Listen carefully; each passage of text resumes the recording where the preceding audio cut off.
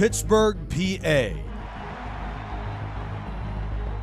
A football town that'll turn you black and yellow. It's the Steel Curtain, the Immaculate Reception, and the greatest dynasty of all. These are the 1978 Pittsburgh Steelers. The NFL's gold standard resides in San Francisco. From the all-time greats of Montana, Craig, and Jerry Rice, these are the 1989 San Francisco 49ers. Welcome to the Orange Bowl in rainy Miami, Florida. And here come the 1978 Pittsburgh Steelers, winners at Miami just 1 week ago. And the 1989 49ers with over 11 million pounds of potato chips for Super Sunday. It's Hall of Famers Terry Bradshaw and Joe Montana. This is the Dream Bowl, and we are underway. Jack Delaplane runs under it at the 15-yard line, and he brings it back to the 32. With that, let's check out tonight's starting lineups. The NFL's greatest team season. These were the two best, with All-Pros in bold. Lynn Swann, the wide receiver for Pittsburgh, leading the way for the 78 Steelers. That San Francisco defense ranked just 23rd this season, led by Hall of Famer Ronnie Lott. The Steelers of 78, Super Bowl 13 champions against Dallas in a thrilling game to cap off a great season for the Steelers. Harris inside is dropped to the 31. Nick Rice joined alongside Phil Nunziata. It's the NFL's greatest team season and the Dream Bowl, 7th installment between these two fantastic football teams. Here is Bradshaw, deep to Swann, and a good way to get started. 16 yards and a first down. Well, Nick, it's great to be with you on this rainy Dream Bowl Sunday here, and we've always enjoyed doing these together. It's always a pleasure to be with you in this virtual press box, and I'm looking forward to a great game today. Here's Harris. He really got through all the inside line, but is stopped by a hold of the line. The Dream Bowl has featured so many great teams, but for the first time, we have rain in the forecast throughout, a torrential downpour and 63 degrees. Early flag thrown in the area of holding. Here's the call. Holding offense.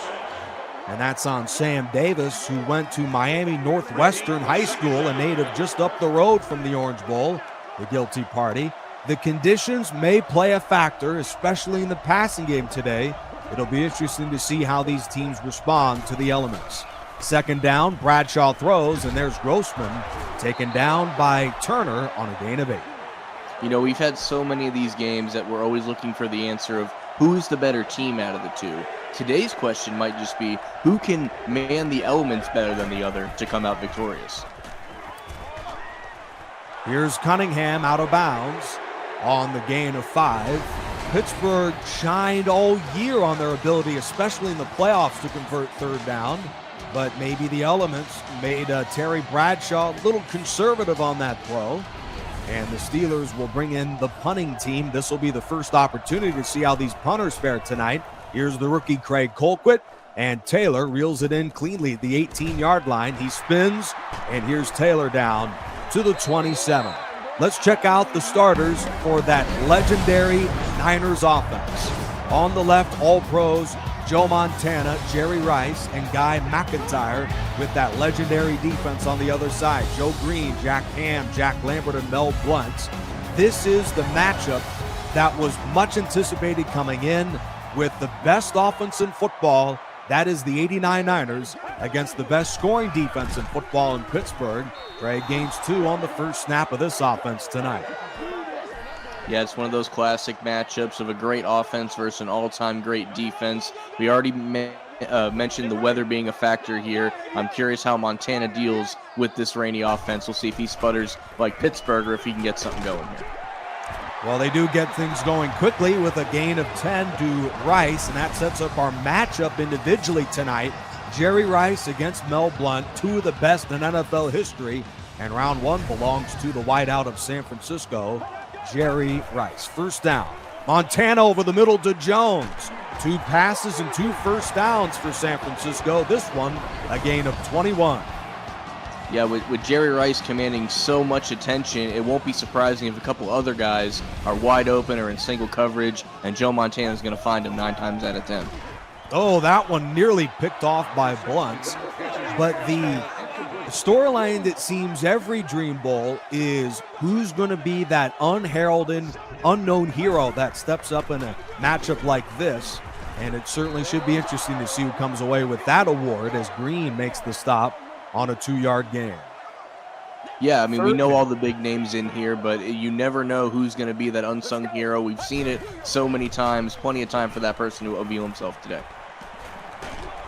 And that pass from Montana is nearly picked off again. Mel Blount, maybe in dry conditions, has the interception. But as we look at the sky cam, nobody was open, and that may be a common theme for Montana tonight. The Niners will punt. Yeah, we know about this Niner, high-flying offense. This might neutralize them a little bit. You mentioned the punters having to boot it in the rain. I'm really curious about some of these punt returners fielding this ball in this condition. That's something to look out for as this game goes on. Yeah, Bell had no opportunity there.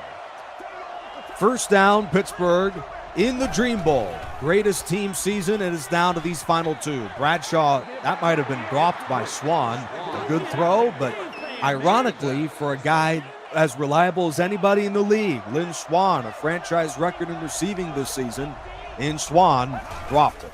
Run, Rocky Blyer, not much doing inside, taken down by Michael Carter. Yeah, it's going to be interesting to see who can get the run game going, because in a rainy game like this, that's really going to benefit you if you can move the chains on the ground and limit the ability of times you have to throw the ball in the air. And as you saw in the lower graphic, Steelers have been very good in the playoffs on 3rd down, and they convert again. A 9-yard hookup to Stallworth. And when a guy like Terry Bradshaw has 2 Hall of Fame receivers at his disposal, 3rd downs are a breeze for this guy. Yeah, it definitely helps. As you said, 2 Hall of Famers out wide for you, and he has the ability to stand in the pocket and deliver the ball to whoever's open.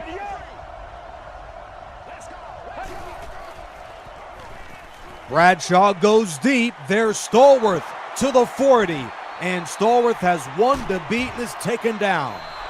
The Steelers strike with a big play to Stallworth, and Pittsburgh's in the red zone less than 4 minutes into a thrilling football game. Yeah, that was 1 move away from being 6 points right there. Terry Bradshaw doing a great job recovering from the bad snap. I think it almost froze the defense for a minute, thinking the ball was on the ground. He was able to pick it up and throw it overhead for a huge gain. And there's the first big play of the ball game, and that Bradshaw throw is incomplete. Well, with, as mentioned, those 2 Hall of Fame receivers, San Francisco, a putrid 29th in pass defense this season, is going to have a major challenge trying to slow down those guys. Here's Harris. He cuts it back to the 10, gets a block and breaks a tackle at the 5. Touchdown, Franco Harris. What a run as he cuts it all the way back for 6. Franco Harris, the Penn State legend, not known for his cutbacks, but he has a great one here, as well as a stiff arm that'll get him in the end zone and put the Steelers up first in this matchup. Extra point from Jarrella, and that kick is good. A sensational run, one that Terry Bradshaw watched with oohs and ahs from the crowd at Miami. Franco with the touchdown, part of a legendary playoff run for the Pittsburgh Steelers. And with Franco running like that, this team is almost impossible to beat. Here's Flagler from the 7 with a convoy. A return to the 20, and Flagler's taken down to the 29-yard line. San Francisco had to punt to end their last drive. Yeah, they're definitely going to want to put a drive together here, get some points on the board. The last thing you want is to be behind multiple scores and Pittsburgh getting their running game going. That would be a nightmare for San Francisco. Craig loses the football, and let's see who comes away with this one. The officials will try and figure out who got to the bottom of that pile first, and it's Pittsburgh football on a massive takeaway from the defense. Yeah, good luck finding out who was actually at the bottom of that pile, but it did look like Pittsburgh recovered this ball. Roger Craig trying to break a tackle, make something happen, gets hit right in the ear hole, drops the ball. Not great if you're San Francisco, but something you have to expect in this fieldy, rainy conditions. Well, the Steelers' calling card was the takeaways. In the AFC title game of '78, they set an NFL record for takeaways in a game with 9 and a drubbing of the Oilers. This defense, when they get it going, is almost impossible to slow down. Final play of the Dream Bowl here in quarter one is a Bradshaw sack. It's Charles Haley who flies right in for the pressure. And we played a quarter. The Dream Bowl underway from rainy Miami. Franco Harris has scored the game's only points. It's 7-0 Pittsburgh at the end of one. This is the Dream Bowl from Miami, Florida. Hello everyone, this is Hank with the PR52 YouTube channel. For the last 16 years, I've been rooting on the Eagles and posting videos on YouTube. Oh my god, dude, that was such a stupid throw! I'm the best Eagles fan that there's ever been. And I'm always positive. Why are you celebrating? It's 17-3, and there's 2 minutes left to go in the goddamn game. We're not gonna win this. And I am such a nice guy, trust me, bro. If you'd like, I have a YouTube channel called PR52. 52 because that was the best Super Bowl year. I also have a podcast called Throwing Snowballs Podcast, where I talk about mostly the Philadelphia Eagles and other varying sports topics. I also operate a Tecmo Super Bowl simulation league called the Best Team Football League, or the BTFL, which takes players from the NFL and puts them together in order to gain the prize of who is the best team in history. Excuse me, I'm recording right now. Oh, sorry. Oh. Get off me! Well, I hope you enjoy and check me out and subscribe to my videos. Oh, wait, sorry, we're recording. Rumbling, bumbling, stumbling. Hey guys, welcome back to the Dream Bowl. Before we return to the action here, just a quick reminder that if you like hearing events like this from me and Nick Rice, you should join my channel over at Phil Talk Sports on YouTube, where Nick is an often guest on my podcast, and you can watch the content on YouTube, and you can also listen to it on Apple Podcasts, Spotify, and other places you get your podcast. Let's return to the action. And the action begins with a Charles Haley interception, and he's taken down at the 40. So much for that big takeaway from Shell in the defense, as Pittsburgh gives it right back. Yeah, Pittsburgh going for that knockout blow potentially after the recovered fumble. They give the ball right back to San Francisco. Let's see if they can capitalize and even this one out. Well, the Steelers had won so many games through these playoffs with the turnovers, a +7 margin prior to that big miscue from Terry Bradshaw. Let's check out the quarter stats, and to no surprise, a huge edge for Pittsburgh. Yes, definitely. And then with that turnover given, it gave them that extra drive, which would explain the difference in yards. But if you noticed, Roger Craig just got another carry, and while it didn't gain any yards, it's probably really important to get him the ball after that fumble so he can keep his confidence. Certainly a better play than that one to Jerry Rice's back. And now San Francisco, which led the league with 347 yards per game this year, is held under 50 right now. Montana goes deep on a jump ball, and Wagner knocks it away. This doesn't look like the offense that led the league in points and yards and third downs and penalties. They just look all out of sorts right now on that end. Helton sends one to Theo Bell, who will not return it. Fair catch of the 29. Yeah, that may be one of the sloppier drives they've had all season, and we've talked already ad nauseum about the conditions, but they still just looked out of sorts, not being able to connect with Jerry Rice on that slant and having to punt the ball away. And Bradshaw can't connect with his star tight end, Benny Cunningham. Well, for the Steelers, what made them so good was the intelligence of a Terry Bradshaw, the Hall of Fame quarterback named Comeback Player of the Year in the greatest team season. His performance in the clutch was a big reason why the Steelers are in this spot right now. And if anyone going into the year would be crowned as the clutch player of the year, it has to be Terry Bradshaw, known for his clutch play in the regular season and, of course, in Super Bowls. On third down, Bradshaw under pressure is taken down for a sack. So much for that. Broadcaster's jinx.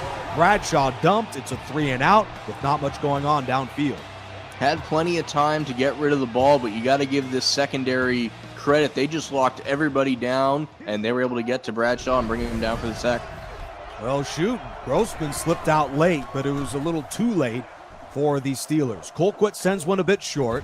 Taylor at the 38, doesn't get very far, taken down by Lauren Taves at the 42. And that sets up this outstanding offense. But as mentioned, shell themselves right now, 0 for 2 on third downs. In fact, only 1 first down today. Montana overthrows that one. Just a weird start to this one for San Francisco. Yeah, they're just out of sync. There's no other way to say it. I can't remember the last time I've seen this San Francisco offense out of sync like this. They'll try and run the ball, and Craig has no chance either. The pressure's on Montana, and they face 3rd and long. First down make at the Steeler 48. Here's Montana. Looking, throwing, over the middle to Wilson. Not much. And the Pittsburgh defense pitching the shutout has had a marvelous performance early. Yeah, exactly what you want if you're Pittsburgh. All San Francisco can do now is hope they can pin them deep on this punt. And they do pin him inside of the 20. A good job from the rookie, Craig Colquitt of Pittsburgh. 3:05 left, and a first half led by the defense. Franco Harris is the only touchdown scorer in this one, and he gains a couple on the inside run. Meanwhile, for the 89 Niners, they had maybe the greatest playoff run we'll ever see in an NFL season, led by that Super Bowl win over Denver, 55-10, and by many experts as Harris nears the first down. It was the greatest performance by a quarterback in a Super Bowl game ever. That's Joe Montana. It's so strange to see him struggle in a matchup like this with the championship on the line as a first down pickup is made there. Montana, the offense, is watching Harris control the clock and move the chains again. Yeah, absolutely. What a dominating performance you were just mentioning there. I don't think we're going to see that quite offensive firepower in this one, but there's still plenty of time for either team to get this victory. Corner blitz, Bradshaw throws. Here's Smith who breaks a tackle. He's down the sideline. Smith to the 30. Jim Smith, the unheralded hero of the game early this season against Tennessee. Smith is in for the touchdown, and from 73, the Steelers strike again. You asked the question earlier, who's going to be the unknown hero of the Dream Bowl? Jim Smith just threw his name in the hat. What a huge play to put the Steelers up 14-0, pending the extra point, of course.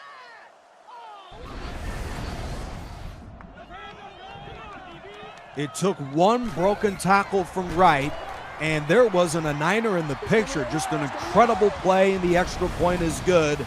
And as we look at the replay, well, you know, Smith scored, but he might have gotten away with a clip here near the end from John Stallworth. Yeah, you know, I did see that in the live view of it here, but I couldn't quite know if I saw what I thought I saw. They might have got away with one there, Nick. Well, it stands, and the Niners have fallen behind by 14. Now, granted, San Francisco does receive the ball to begin the second half. Points here to close the second quarter could really turn around the 49ers' fortunes tonight. But, of course, if bad goes the worse, a false start on San Francisco. Yeah, they weren't moving the ball, and now they're going backwards, so things really cannot be any worse for this team right now. An offense with 3 Hall of Fame players on it, the 89 Niners, which led the league in points and yards in 1989, and of course in the greatest team season. This offense is good as anybody, and that one is tipped and nearly caught off of the deflection, incomplete to Wilson, and he is frustrated. Yeah, that may have been the little brink of luck that the Niners needed to get back in this game, but of course the ball just goes right through his hands after it bounces off the corner's helmet, it looks like there. Look at that. And then right through Wilson's hand. He's definitely sick, and this team just can't get anything going right now.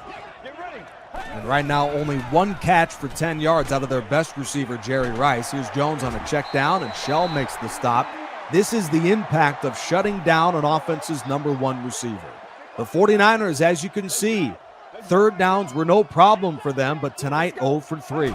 On third down, Montana looks, guns it towards the sideline. Craig had a step but runs out of bounds. 4th consecutive third down stop from that excellent defense. Yeah, really close to midfield. You wonder if they had the conversation of having to go for it here just to keep the ball rolling, but they do punt it away here. Let's see if Pittsburgh can potentially throw that knockout punch right before halftime. It would absolutely be in the discussion for putting this one away. The Steelers, crowned as the best dynasty ever last year, a chance to sweep the 70s as the greatest team of all time. And Harris is taken down at the line by Pierce Holt. I'm a little interested to see if they are going to run this clock out and just go into the half with the 14-0 lead, or if they're going to attempt to move the ball down the field here. Well, considering Pittsburgh's strengths, they absolutely could move the ball even with the running game. But San Francisco's done a solid job up front early. They do not call a timeout. They'll run it inside, and here's Blyer, who does not pick up the first down, and nobody's stopping the clock. Yeah, I get the conservativeness, but if you're the Niners, you got a chance here to call a timeout and get one more trip with this ball with about a minute and a half left. And it looks like they're not going to use their timeout, which is kind of head-scratching to me.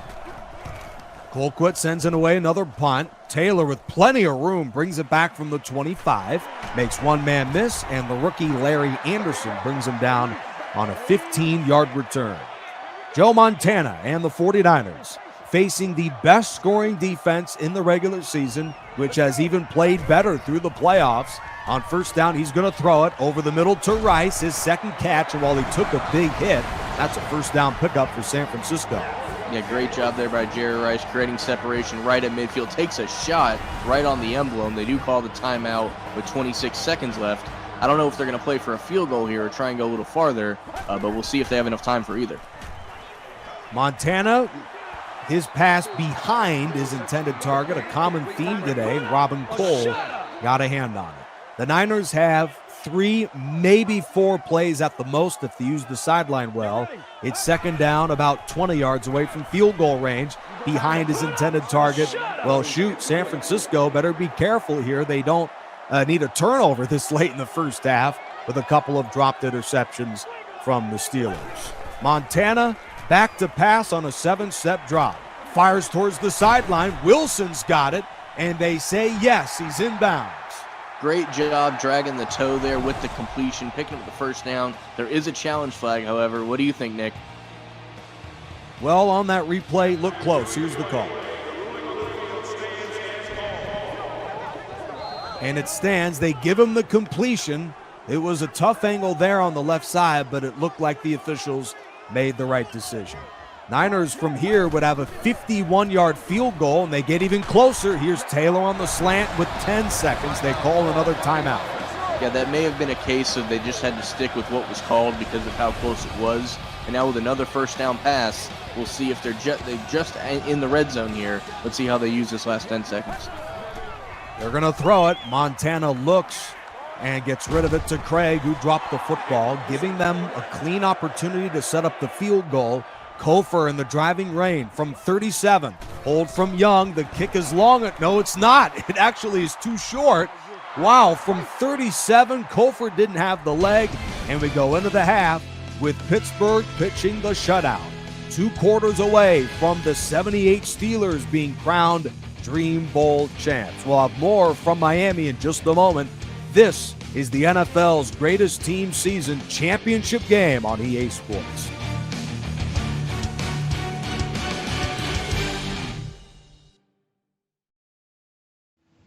Hi, this is Jason Lundgren. I'm one of the guys that came up with the idea for the Dream Season Football League, which you are watching on YouTube right now, thanks to Nick Rice. If you want to search for me, I'm under Instagram, YouTube, TikTok, and Facebook. Just search under Jason Lundgren and you'll find me. And I got some great content for you guys if you are very interested. Late. Welcome back to the Dream Bowl. We've played 2 quarters and it's been all Pittsburgh. Nick Rice, Phil Nunziata, the Steelers and the Niners. Well, you know, the offense is of course the story, but also that critical turnover early in the game, which led to a touchdown from Franco Harris. Really, you put together all the numbers, even the turnovers and the third downs. It's amazing, really, that San Francisco's even in this game. It's been a frustrating night for them. Yeah, a total of under 100 yards of offense for the entire half. I think I saw 96 yards there. We've seen them get that in a drive before, so let's see if they can turn this around. Wilson to try and turn things around. A first down pickup for the slot receiver out of Washington State. And for San Francisco, they're going to need more than that, but that's a good way to get things started. Absolutely. You want that quick outside hitch, pick up the first down, see if you can spread the ball out, maybe free up Jerry Rice a little bit more to make an impact later in the game. Montana goes deep to his other predecessor, John Taylor, for the first down. It is glimpses of how the first quarter got going as the Niners moved the chains a few times but stalled in this end. In fact, that's where Kofor missed the field goal in a strange 37-yard attempt for him. This is Taylor again for the first down, and San Francisco must have had some halftime speech as they've come out with an incredible game plan early. Yeah, Montana gets his footing back, almost slips on the drop back there, but is able to throw a strike to Taylor and another first down. They'll go run, and Craig gains about 3. Jack Ham, the Hall of Fame linebacker, makes the stop. No matter what way you slice it, the Steelers in 78 are in the conversation of being the best defense of all time. We know the 85 Bears are in that conversation, a couple others, as Sidney gains the first down. Because Stalwart, Swan, and Bradshaw were so good, it's hard to remember, but this defense, all-time great. Absolutely, and the Niners are trying to figure it out right now. Looks like they may be shortening some of their routes back to more of a dink and dunk offense and trying, instead of looking for the big play every time. It seems to be working so far. Well, there's the big play, Jerry Rice for the touchdown. You know, kids today always talk about who's the GOAT, and I think this is a good time to remind people that phrase was invented for Jerry Rice, and it's for making plays like that. Hope he's okay. That was quite a spill he took, but he's got the touchdown, and he's cut the lead in half.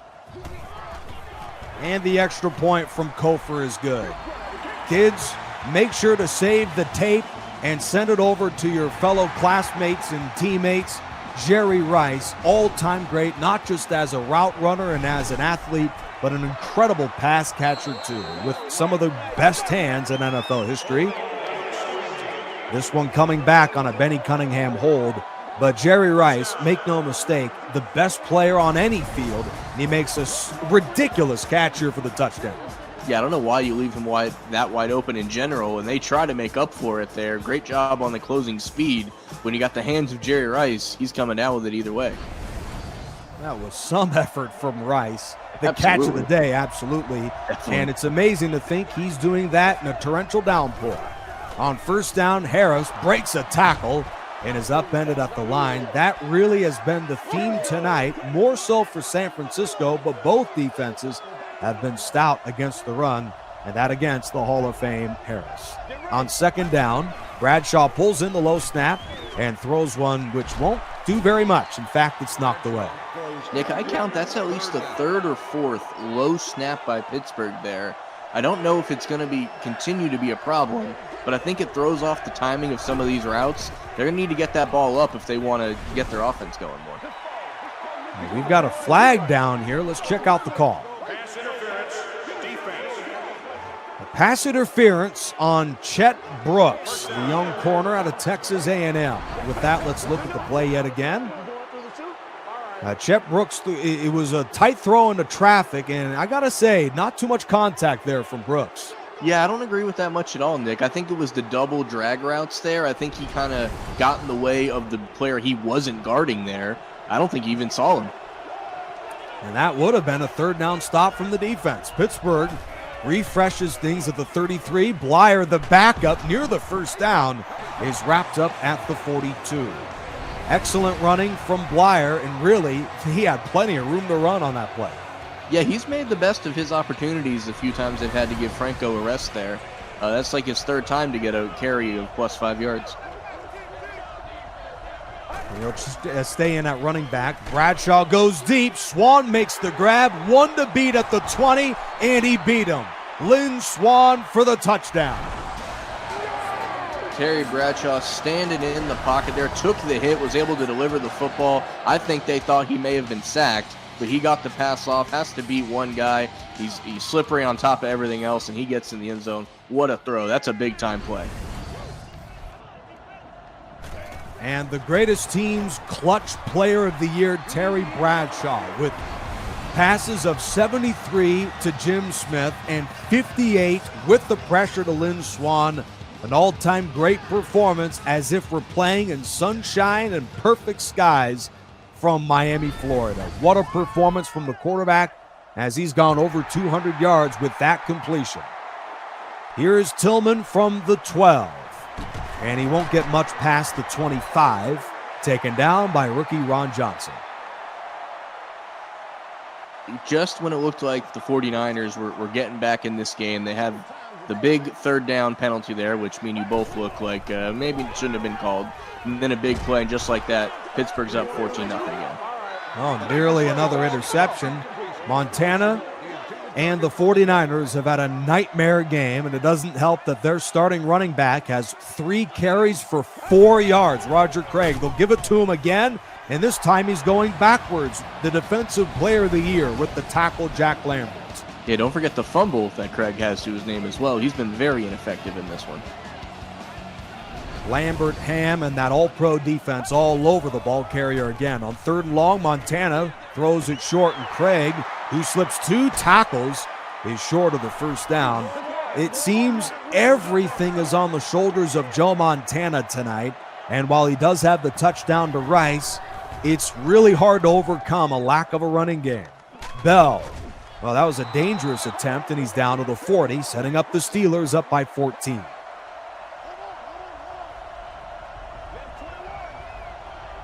Nick Rice, Phil Nunziata, the Dream Bowl from Miami, Florida, to determine the greatest team in NFL history. Here's Harris, and he is spun down quickly by Haley, a gain of about a yard.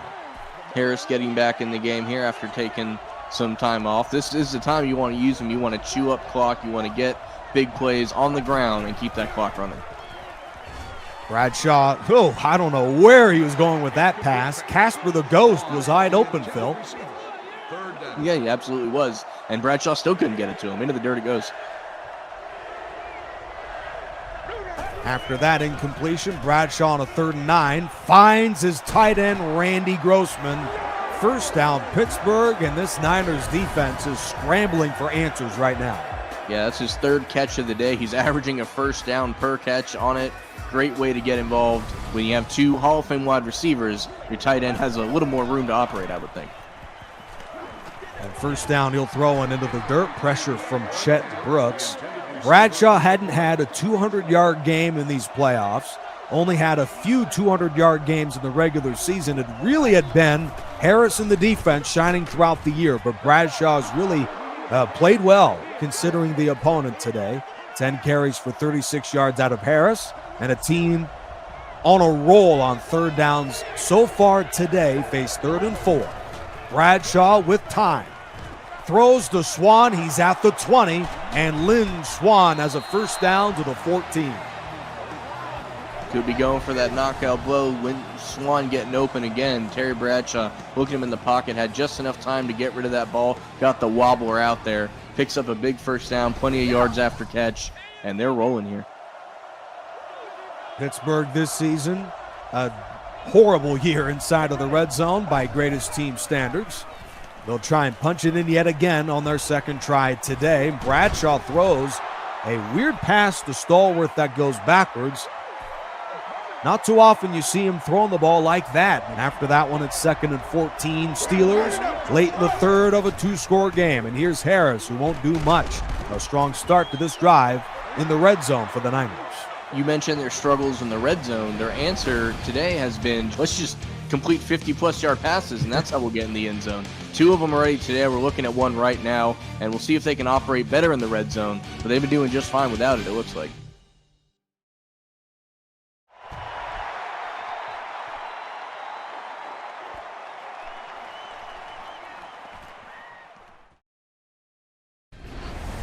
Welcome back. We finished 3 and Pittsburgh is in control. However, San Francisco did gain 74 yards and had 5 first downs in that 3rd quarter.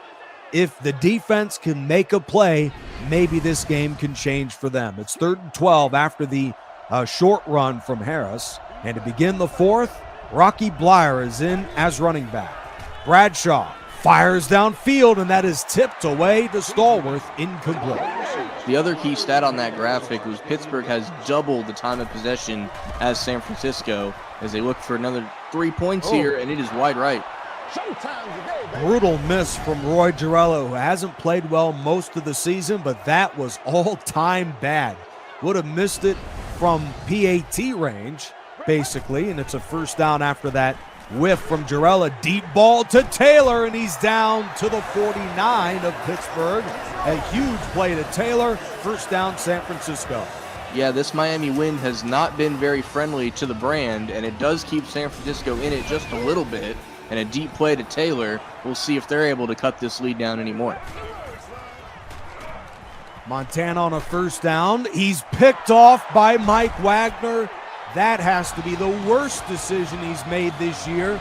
I mean, they had a guy open, Brent Jones on the right, as you see. He throws behind his back with the pressure coming. Horrible decision and an interception. Yeah, and gets leveled to boot. I hate to say it, Nick, that might be the play that does it here. Only 4.5 minutes left. We'll see how it goes. Well, with the field goal kicking, that still might not quite be over. If Pittsburgh scores a touchdown, it absolutely is. But nevertheless, I mean, what is kind of weird, we talked about early in the broadcast, Phil, was the fact we're looking at the returning and the punting. It's been the field goal kicking that's the story in the rain tonight. Absolutely. Both teams have struggled for obvious reasons here. We can see this wind swirling and gusting around us. Not great if you're a kicker, so you got to find other ways to put up points. Oh, a dropped interception from Wright, who has gotten burned on both of the long touchdowns today, and now he adds this to his blooper reel tonight. Just a tough night for Eric Wright and the Niner defense in general. Yeah, he might have got 6 points back on that one. If he's able to hold on to that football, the only guy remotely around him is an offensive lineman, so I think he takes that one to the house. Colquitt will try and pin them deep, and he does just that. A great job from not only the punter, but it looks like Eric Wright might get caught with a hole. By the receiving team. Eric Wright just can't do anything right today, can he? First down. We were talking about the hero of the game. Well, this guy's absolutely the GOAT of the game right now, Eric Wright. Yeah, I can't remember the last time we've seen such an unfavorable performance, especially in a stage this big, as now San Francisco is on the one trying to cling to this game. Under 4 left, Montana finds Rathman, who gets by Mel Blount and has first down yardage, a gain of 10. Well, that gives you a little more room to operate here. At least you're not within your old goal line. But this could have easily been picked again. Luckily, he threw to the inside and rolled around his right shoulder, picked up the first down. 3.5 left, winner crowned as the greatest team in NFL history. It's 1st and 10. Montana checks it down to Rice. He breaks 2 Steelers tackles, foot race to the end zone. Rice to the 30, and he's taken down by the last defender, Mike Wagner. Rice over 100 yards for the 5th time this year, and that's a big play for San Francisco. That is a huge play. 2 missed tackles shortly after the catch, and only gets brought down because of the corner having the angle on him here. I don't know if it's too little too late, but Jerry Rice is not going down without a fight. Williams, Wilson, and Taylor, the new receivers in for the Niners. On first down, Montana. Back, rolls right, heaves it to the end zone, and that's nearly picked off. Well, there's a reason why these DBs are sometimes told not receivers due to their hands. I gotta say, it's been a pretty rough day for these cornerbacks in terms of the catching. On second down, Montana will test the deep ball again. Now he throws to Craig, and he dropped it. Incomplete. You got to give it to Montana there. He's standing in the pocket. He's willing to take that hit to get the ball out on this drive. They just haven't been able to connect. Chuck Thomas taking over for Sapolo as center, snaps it to Montana on a third down. Hit as he throws. There's Williams for the first down. A clutch pass for Montana. It's 1st and goal. Yeah, the first catch for Williams today, and he picked a great time to make it. Cuts to the middle of the field, gets right past the linebacker. Montana puts it in the only place it needs to be. Big first down for the 49ers. This would be a Dream Bowl record 99-yard drive if they find the end zone. Tip to Wilson, caught by Taylor, touchdown. That had to have been the luckiest bounce to Taylor, as that was well covered by 2 Steelers. In fact, here we go. Wilson even had it right into the hands of Taylor for the touchdown. Well, I bet if you ask Joe Cool, that's just how they drew it up. I don't think we've seen anything like that in a Dream Bowl before, but that puts them within 7 as this field goal sneaks through. And Nick, we got a game on our hands. Well, the Steelers had it with the 2-score lead and under 4 left. The offense stalled, and San Francisco goes the distance. How about 99 yards in 5 plays? 1-score game, 2:30 left, exactly what you dream of going into this one. Return to the 32, and the Steelers have a chance to ice it right here. They absolutely do. The question is, do you even attempt to score more points? Do you just try and take as much time off the clock as humanly possible? I'm curious what their take will be for this drive. Well, Harris gains a couple, and it looks like that might be the final play. Indeed it is, on the other end of the 2-minute warning. So now, the stage is set. Pittsburgh, with that excellent running game, has a chance to seal it, but Harris is denied. Timeout, George Seifert in San Francisco. San Francisco still has 2 timeouts left. This could be a huge 3rd down for the result of this game. Blyer, under duress, taken down at the 32. Well, San Francisco certainly had no reason to be in a game this late against this football team in Pittsburgh. They were completely overmatched, most of it, but they've got a chance for overtime and are 59 yards away from the end zone, setting the stage for an incredible finish. Let's check out the best performers tonight. Certainly the Dream Bowl MVP is up in the air between these two quarterbacks. A great game for both. Absolutely, and you can even make an argument for some of these wide receivers. You see the numbers that Lynn Swann and Jerry Rice have, but as you said, it's very much up to grabs, just like the result of this game. A chance to force overtime. It's Montana. First down, he's looking, and taken down for a sack. Joe Green got him back at the 33-yard line, and no huddle now for the Niners. Yeah, not going to use that timeout, trying to rush everybody back to the line. We'll see if that's a smart choice or not here. And Montana off the no huddle gains a couple. And also inbounds too, not stopping the clock. San Francisco runs a no huddle with 1 timeout to go. At the 36, here's Montana over the middle, and Cole has picked him off. Fittingly, it's the Steeler defense that ices the win. Oh no, then he loses the ball. Let's see who comes away with this one. Niners desperate to recover to keep their hopes alive. Referees stir to the bottom of the pile, and the Steelers keep possession. Nearly a disastrous giveaway from Cole, but in the end, it's a 49er turnover. Absolutely. It could have just been another go to the game there. It looked like the Pittsburgh recovered it pretty quickly afterwards here. I think they made the right call there, but what a job by Cole to jump that route in front of Taylor. Drop the ball here, which is understandable in this condition, but it looks like that's going to do it, and Pittsburgh is going to go on to win this one. The Super Bowl 13 champions, 1978 Pittsburgh Steelers, who outscored their opponents by nearly 300 points during the regular season and the playoffs. An all-time great season and a deserving recipient of the greatest team in NFL history. They celebrate on the field right now. Pittsburgh Steelers, world champions. Great job from this team, and as you mentioned, they had their issues, especially on offense, throughout this playoff run, but they came together when it matters most. Congrats to the black and gold. Pittsburgh Steelers, Dream Bowl champions yet again. We'll have more coming up next here on Charger Dude 95's channel, but for Phil Nunziata and the rest of our crew, I'm Nick Rice. So long from rainy Miami as the Steelers knock out the 49ers. Our final score, Pittsburgh 21, San Francisco 14. So long from Miami.